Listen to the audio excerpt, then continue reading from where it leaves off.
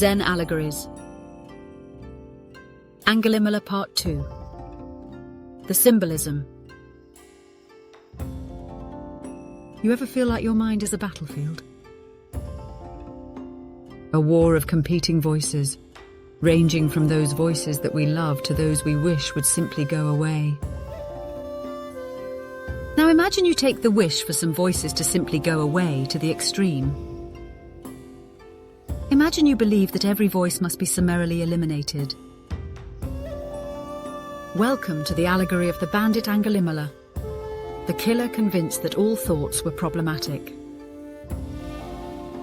But he didn't come up with this idea on his own.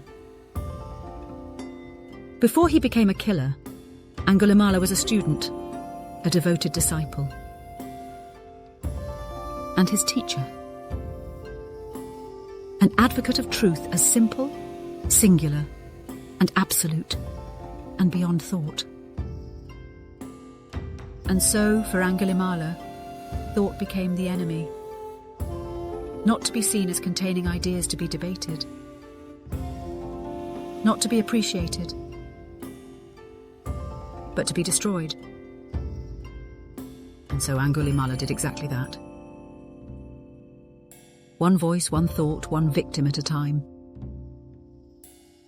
There was the king, representing the voice of authority, of law and order, the constant reminder of right, wrong, and of Angulimala's past. Angulimala could not allow that voice to persist.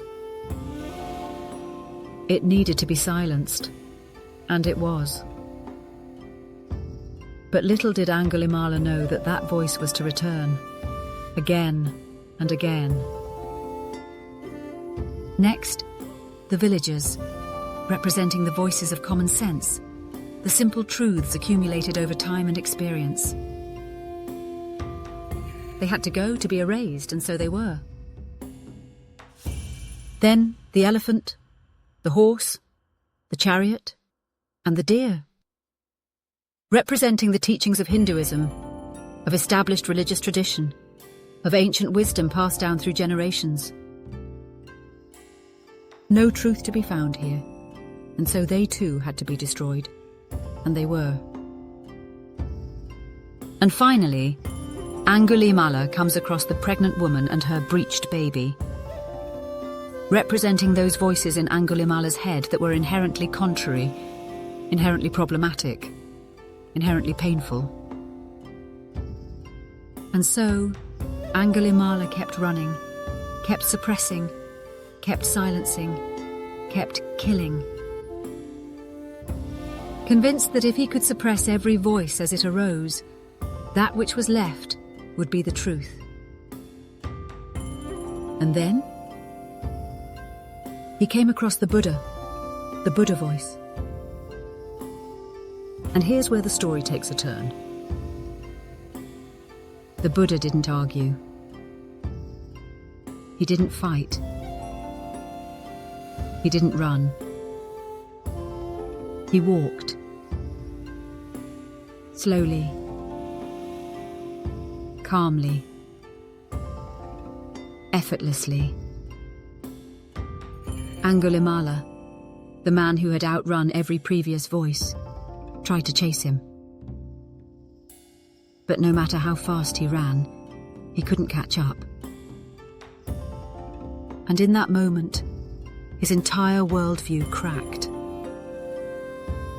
Because this man, this silent, unshaken, impossible to catch figure, represented something Angulimala never considered.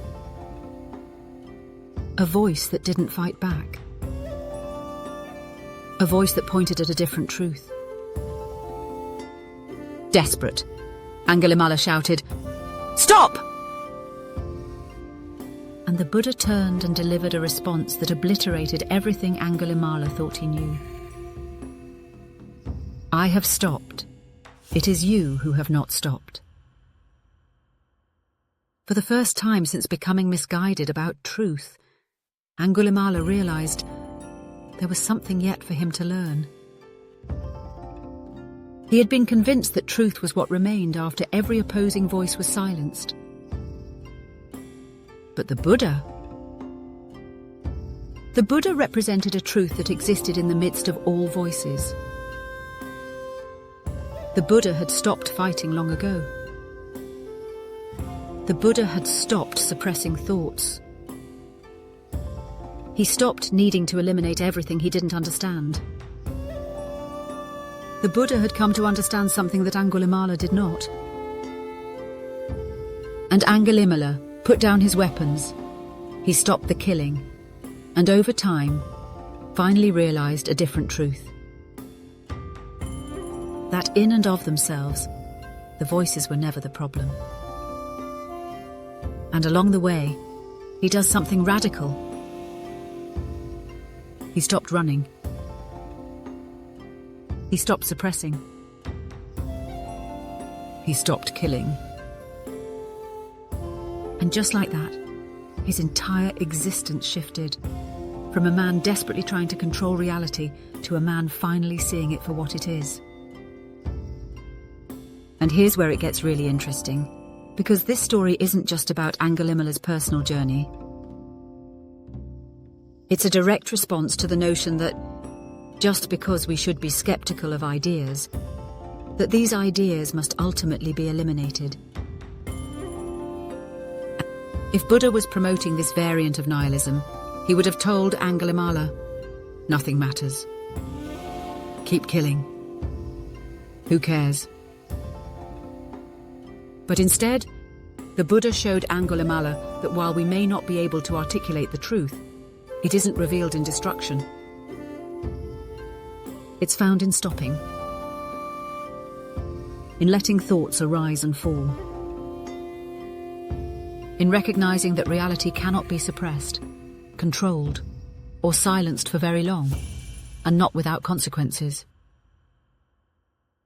So if Angulimala represented the belief that truth is what is left after erasing every voice,